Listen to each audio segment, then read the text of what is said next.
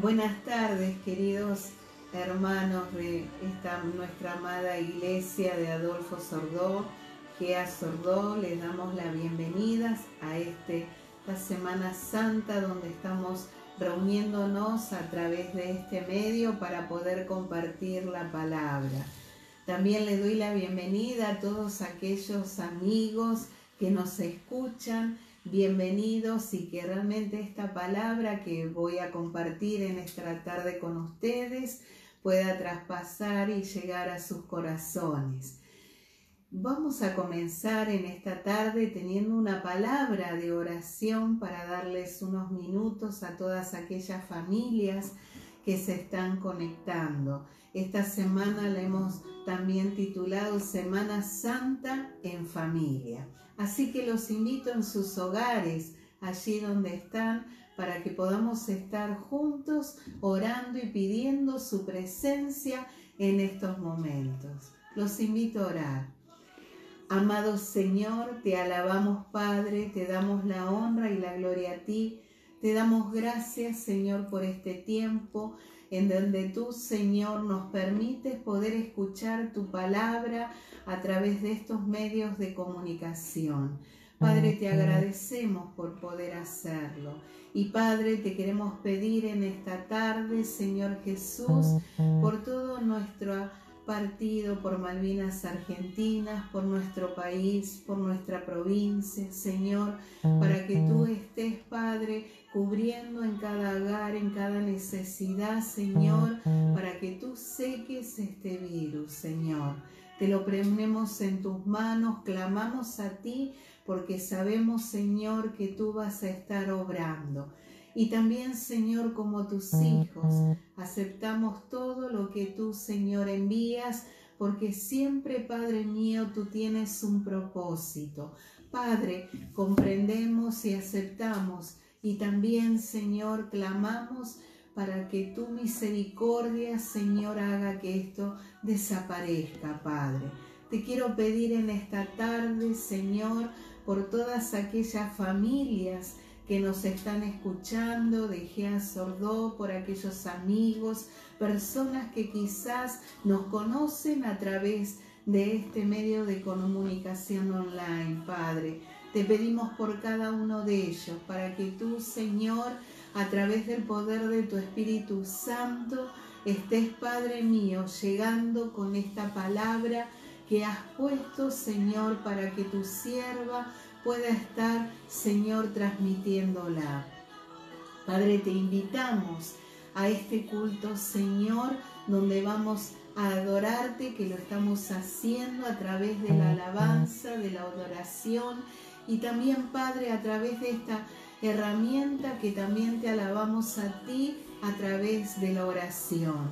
Padre, te agradecemos por todo el tiempo que tú nos das para poder estar, Señor, dando tu palabra. Gracias, Señor, por la palabra. Padre, te invitamos a que tú te quedes, Señor, en cada hogar donde están escuchando en estos momentos. Y también, Señor, te pido para que tú des la fortaleza, la paz, la tranquilidad, Señor, que puedan confiar cada uno, Señor, en ti. Y en esta semana que es tan especial, Padre, donde recordamos el día domingo, lo más hermoso y maravilloso que es tu resurrección, Padre, porque tú estás vivo. Gracias, Señor, en tu santo y bendito nombre. Amén. Ayer habíamos hablado, hermanos míos, y para aquellas personas que nos escuchan, había compartido con ustedes acerca de ese Rey que está en mi vida y en ti, y que Él siempre viene, que era un Rey diferente. Y en esta tarde yo quiero compartir una palabra bella, la palabra del Señor es toda hermosa. Esta es preciosa porque nos va a enseñar el momento tan importante y trascendental que Jesús vivió antes de su crucifixión. Y es Jesús ora en Getsemaní.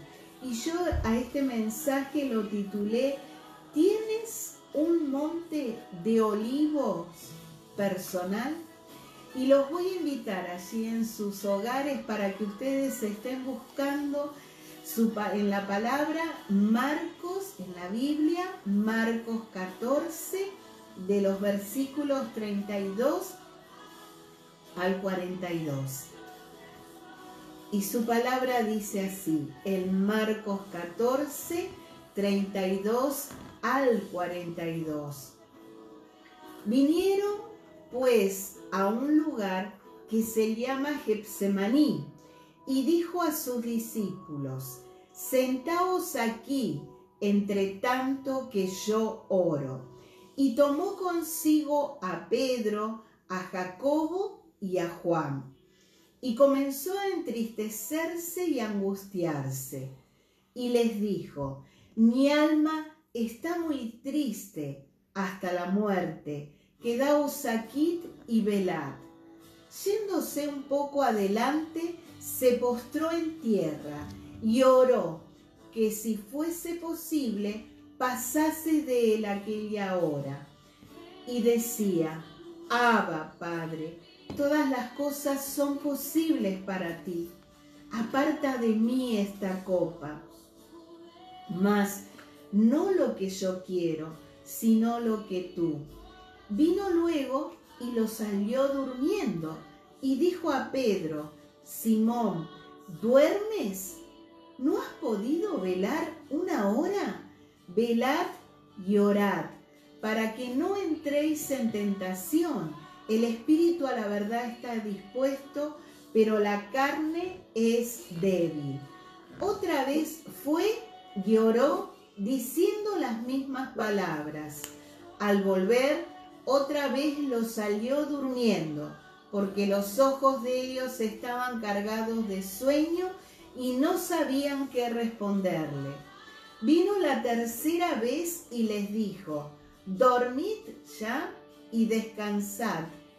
Basta, la hora ha venido.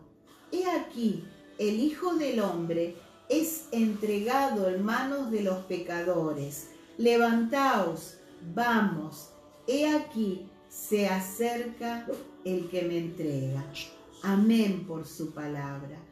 La historia de la agonía del Señor Jesucristo en el huerto de Getsemaní es uno de los pasajes más profundos y misteriosos de la Biblia. Contiene cosas que ningún hombre puede explicar satisfactoriamente. Aquí veremos al Señor librando la batalla definitiva contra el pecado, pero por alguna razón esta batalla se nos presenta en dos actos, Getsemaní y Gólgota.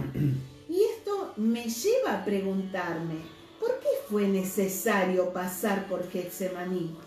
¿No se podría haber evitado un episodio tan doloroso de su vida? Pero veremos que fue en Getsemaní donde el Señor tomó la decisión de ir a la cruz, mientras que el Calvario fue donde lo materializó. Y leímos, vinieron pues a un lugar que se llama Getsemaní. Como en muchas otras noches, Jesús salió de la ciudad y fue a un olivar cercano que era conocido como Getsemaní, que significaba prensa de olivos. Seguramente porque en él todavía había una prensa de olivas. Allí solía juntarse Jesús con sus discípulos durante sus visitas a la capital, buscando apartarse muchas veces de las multitudes que a veces lo presionaban y así tener una enseñanza privada con ellos. Por lo tanto, el lugar era bien conocido y también por Judas, que como más tarde él lo iba a entregar a una escuadrilla para arrestar a Jesús.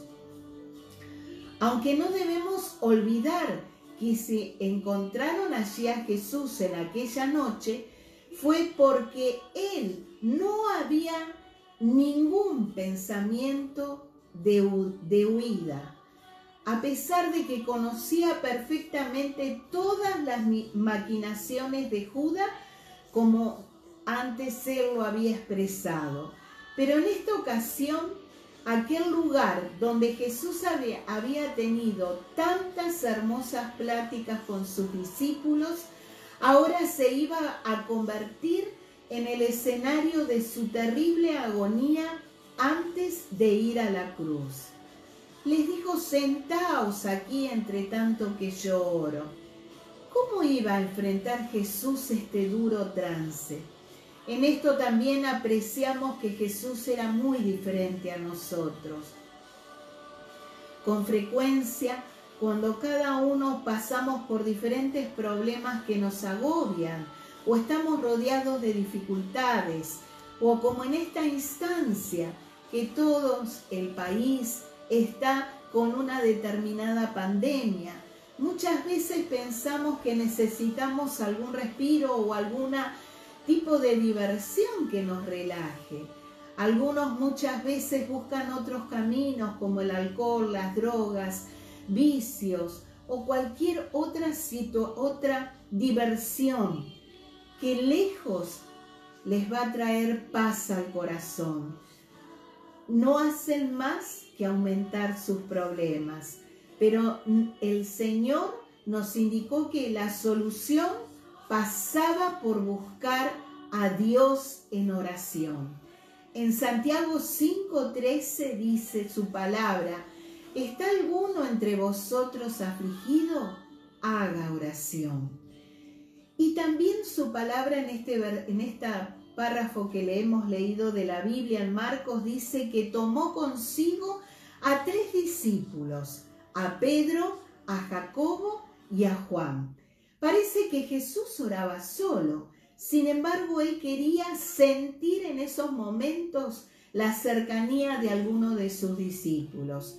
Así que escogió a varios de ellos que lo acompañaran hasta cierta distancia, y después estos 3 discípulos, Pedro, Jacobo y Juan, se convirtieron en testigos de la terrible lucha que Jesús mantuvo en esa noche. Yo me he preguntado, algunos también se habrán preguntado, ¿por qué escogió a estos 3? Lo cierto es que esta era la tercera vez que lo hacía. Estos mismos discípulos habían sido los únicos testigos de la transfiguración del Señor, que lo pueden encontrar o leer en Marcos 9:2, y también de la resurrección de la hija de Jairo en Marcos 5:37.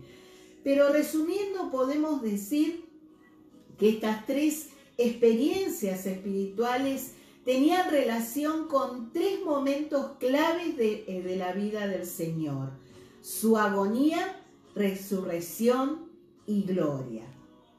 Y también podemos recordar que también Jacobo y Juan habían pedido anteriormente al Señor sentarse uno a su derecha y a la izquierda en su gloria, a los que Jesús les había respondido que no sabían lo que le pedían.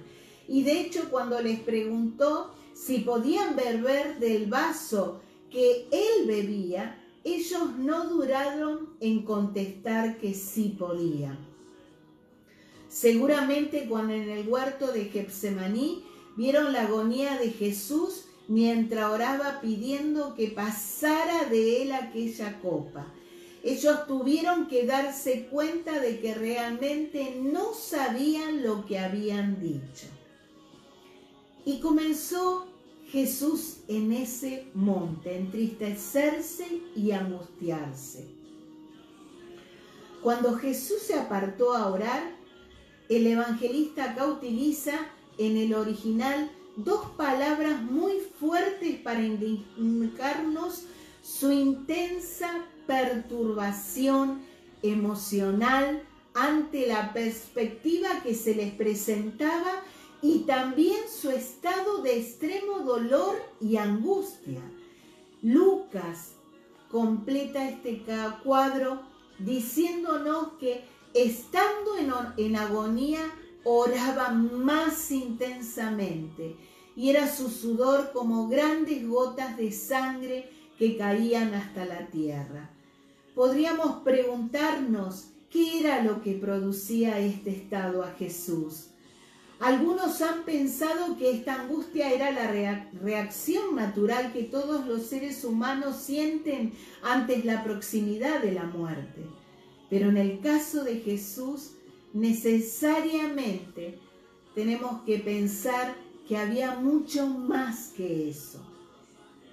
Se trataba del estremecimiento de aquel que era la vida misma al enfrentarse con todo el poder destructivo del mal, de todo aquello que se opone a la santidad de Dios y que en ese momento se abatía directamente sobre él por cuanto había decidido presentarse como el Cordero de Dios que muere por el pecado de la humanidad.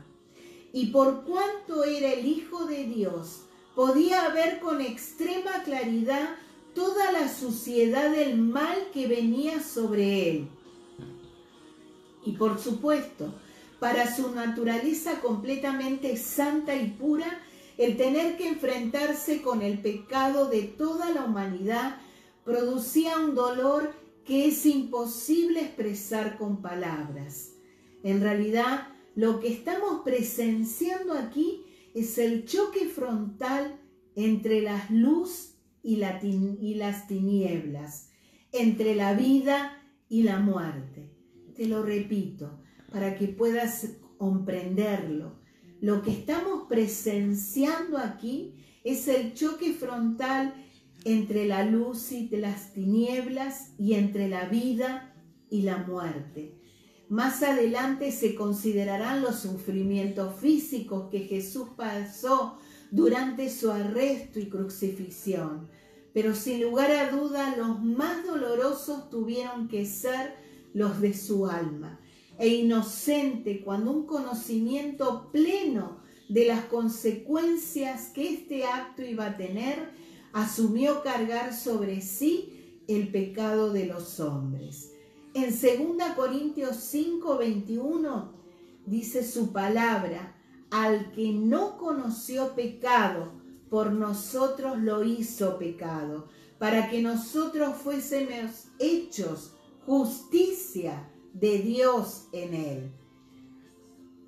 Y les dijo: mi alma está muy triste hasta la muerte.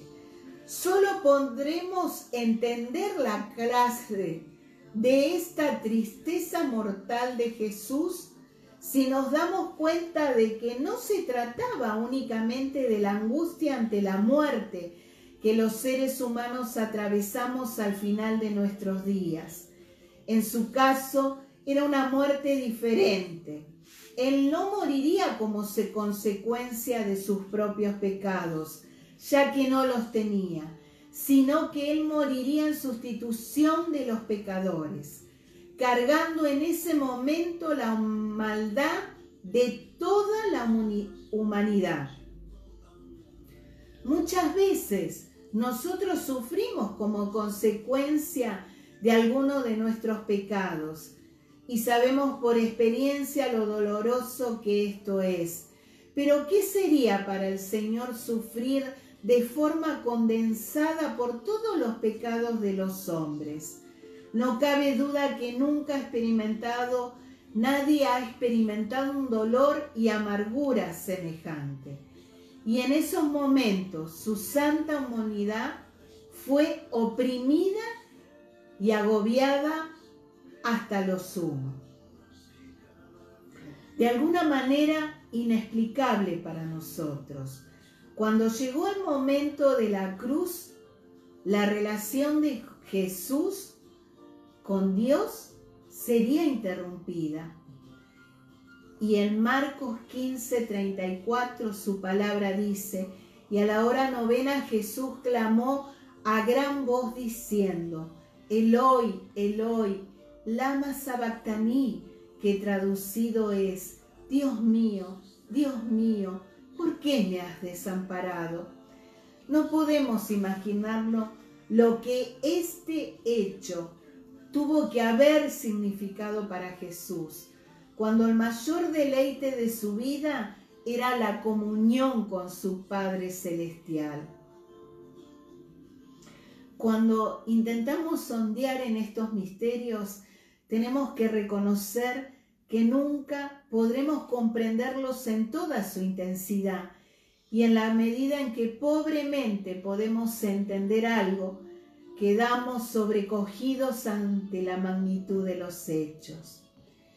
Primeramente, viendo la impresión de nuestros pecados produjeron en Jesús, esto nos debería llevar a cada uno de nosotros a ser mucho más sensibles y a tener siempre un temor reverente para no pecar más. Y consideramos también que para Jesús pudiera decir a sus discípulos que no se turbe vuestro corazón.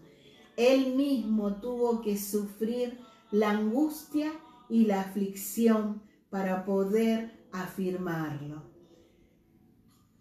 La palabra también dice, quedaos aquí, les dice, y velad a sus discípulos. Cuando Jesús se apartó para orar, hizo un llamamiento a sus discípulos para que velaran. Esta no era la primera vez que los exhortaba a esto, puesto que cuando les había anunciado su segunda venida, ya les había dicho que permanecieran en esa actitud.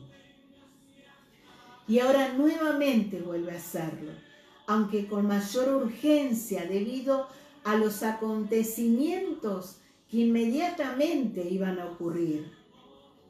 Nosotros también debemos recibir esta exhortación apremiante al velar. La somnolencia de los discípulos parece que ha alcanzado al cristianismo de nuestro tiempo. Y no lo olvidemos, no debemos dejar de velar. ¿Sabe por qué? Porque dejar de velar abre la puerta al poder del mal en nuestras vidas. Los efectos de esta somnolencia los podemos ver en el embotamiento del alma, que pierde la sensibilidad frente al pecado en nuestras vidas y el poder del mal en el mundo. Nos deja a veces anestesiados, ignorantes, indiferentes y tranquilos frente al mal que nos rodea, pensando que en el fondo no es tan grave. Pero esta falta de sensibilidad, esta falta de vigilancia, esta falta de oración, tanto por lo que se refiere a la cercanía de la segunda venida de Cristo, como al poder amenazador del mal, otorga un poder en el mundo al maligno. Por eso debemos estar firmes en velar, debemos ser vigilantes, debemos orar y no estar en una instancia de somnolencia como les pasó a los discípulos. Debemos velar constantemente para no abrir la puerta al maligno, al mal. Y yéndose un poco adelante, Jesús se postró en tierra. Los discípulos quedaron a cierta distancia de Jesús, desde donde todavía podrían verle y oírle. El evangelista nos dice que el Señor cayó rostro en tierra. La postura que adoptó para orar expresaba su total sumisión a la voluntad de Dios. Y en cualquier caso, la escena no deja de sorprendernos. Recordemos que ayer había descendido cuando les compartí la predicación, descendido cabalgando desde ese mismo monte de los olivos en una procesión real, aclamando justamente como rey, un rey que ayer vimos con cualidades diferentes. Sin embargo, ahora el contraste es total. El rey está de rodillas, rostro en tierra, sufriendo una angustia indescriptible. ¿por qué este cambio tan drástico de actitud? Para entenderlo tenemos que recordar que cuando Jesús entró en Jerusalén, se encontró con la capital en manos de rebeldes y el mismo templo estaba infectado de ladrones. La pregunta entonces era, ¿cómo podrían esas personas rebeldes ser salvados y restaurados a la obediencia y a la adoración a Dios? Evidentemente no lo conseguiría montando sobre una cabalgadura real por las calles de Jerusalén. Nunca la pompa y la ceremonia han conseguido convertir a un rebelde en un santo.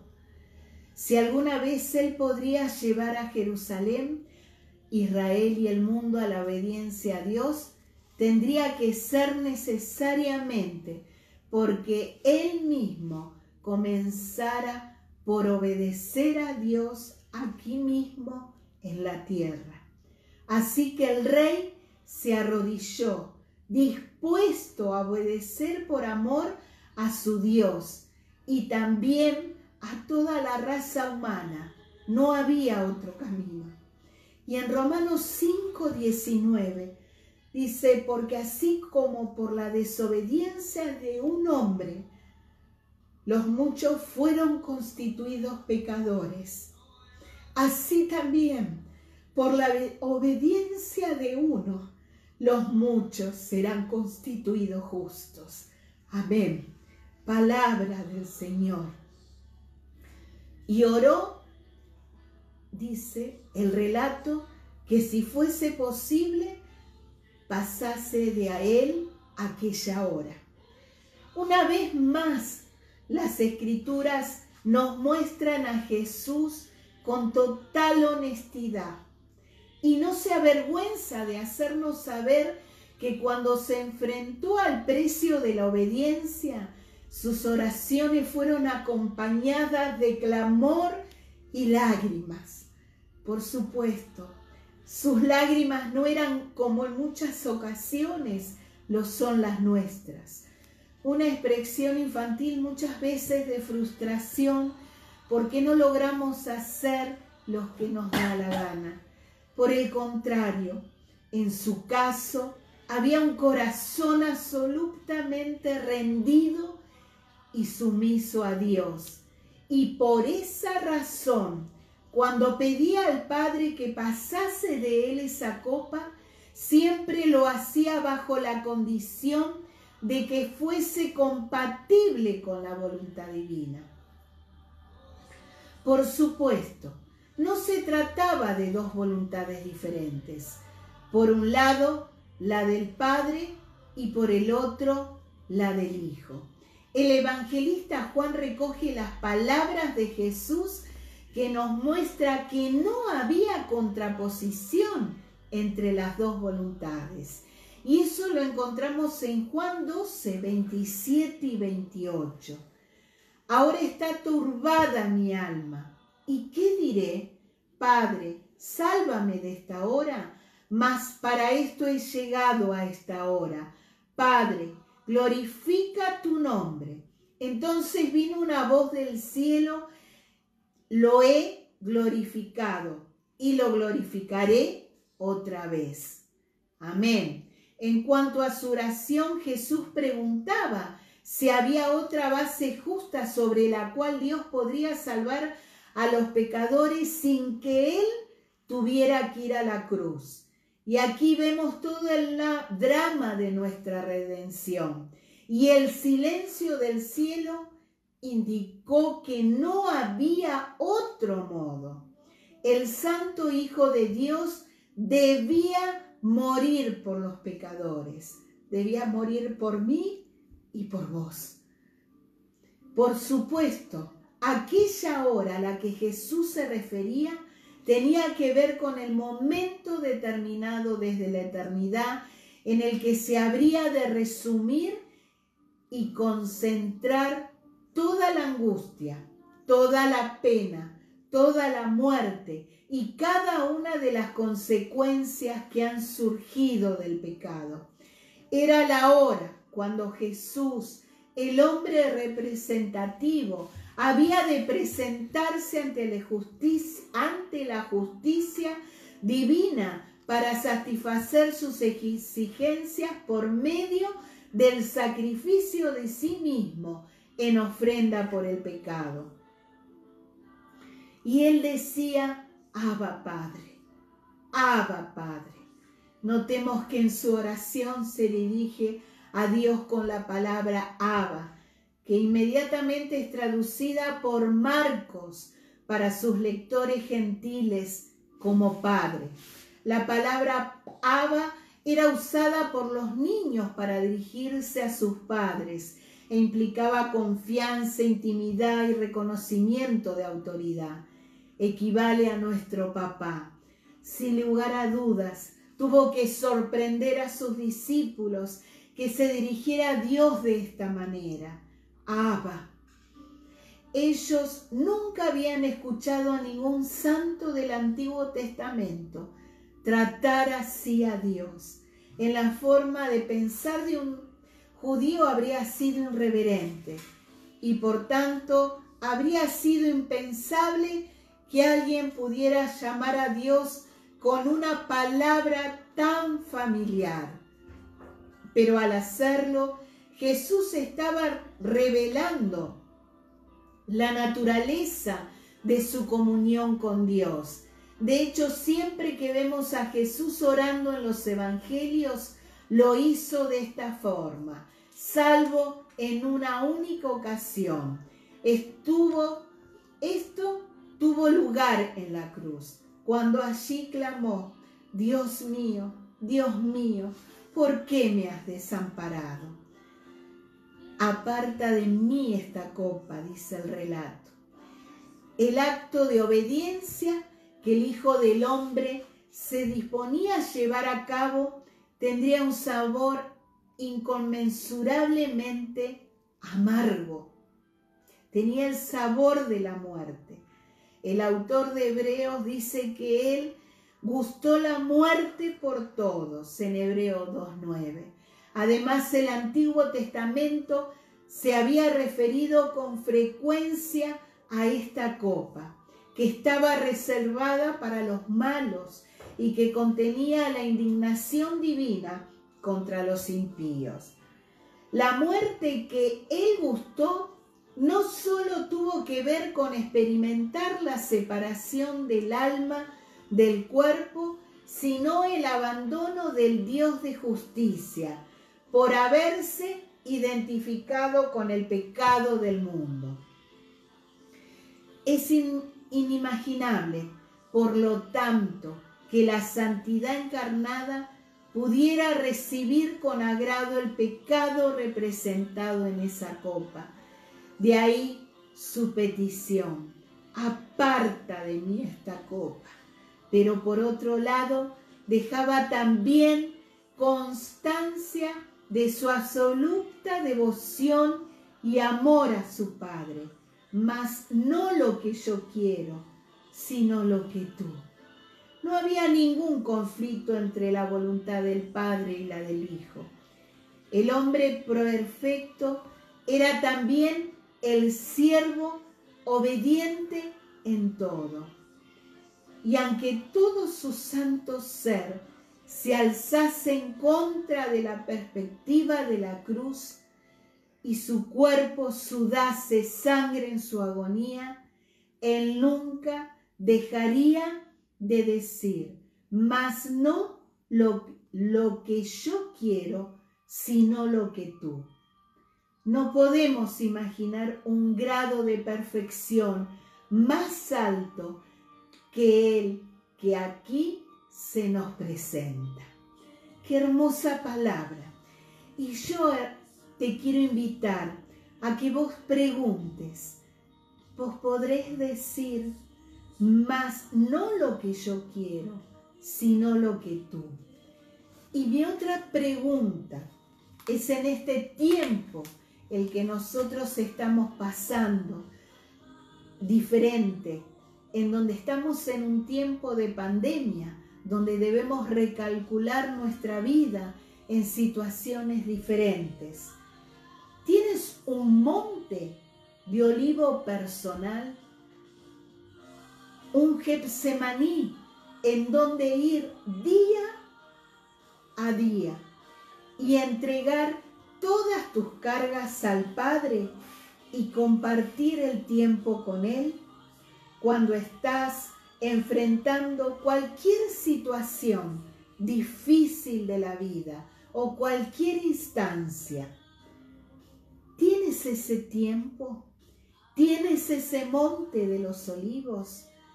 ¿Tienes un Getsemaní personal? Recuerda, debemos velar constantemente y debemos aprender que lo fundamental en este tiempo es orar a Dios siempre y entregarle todo a Él. Cualquier situación que en este momento tú estés pasando, angustia, tristeza, a lo mejor también piensas cómo voy a seguir en esta cuarentena, cuáles son las situaciones que tengo temor, cuáles las cosas que me están pasando. Hay problemas económicos, tengo problemas en saber si voy a cobrar, no voy a cobrar, si voy a llegar a fin de mes. Cualquier situación, tengo miedo de contagiarme, ¿qué es lo que va a pasar? Cualquier situación, busca y pon en las manos del Señor. Siempre debemos entregarle todo a Él. ¿Por qué? Porque Él es nuestro amado, Él es nuestro Padre que murió por mí, murió por ti. Y su palabra dice que nosotros debemos velar en oración, tener ese monte de olivos, tener ese Getsemaní personal para poder acercarnos a Él. Dios te bendiga en esta Semana Santa. Dios te bendiga, que nos falta poco. Este domingo vamos a celebrar nuestra Pascua de Resurrección. ¿Por qué? Porque Jesús ha resucitado. Él está vivo y Él nos escucha. Amén. Y te invito a que podamos tener nuestro momento de oración para terminar con esta palabra que el Señor me ha entregado para compartirla con ustedes. Los invito a que oremos. Amado Señor, te damos gracias por tu palabra. Gracias, Padre, porque tú nos has enseñado, Señor Jesús, a depender únicamente de ti. Hemos una vez más recordado que tú moriste por amor por mí, por cada uno de tus hijos, por cada uno de aquel que te acepta a ti como Señor, como Salvador en sus vidas. Gracias, Padre, porque podemos decirte, Padre, Papá, que te necesitamos, amado Señor.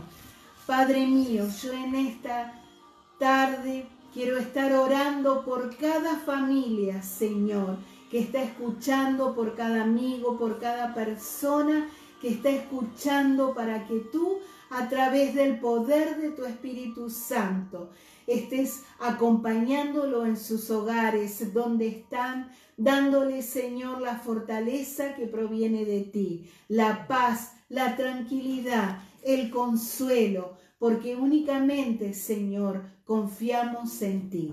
Gracias, amado Señor, porque queremos seguir velando todos los días hasta que estemos en tu presencia y confiar en ti, para que nos ayudes, Padre, a tener esa montaña de aflicción que pasemos, porque confiamos y sabemos, amado Señor. Quiero bendecir a cada uno de los que están del otro lado, en el nombre del Padre, del Hijo y del Espíritu Santo.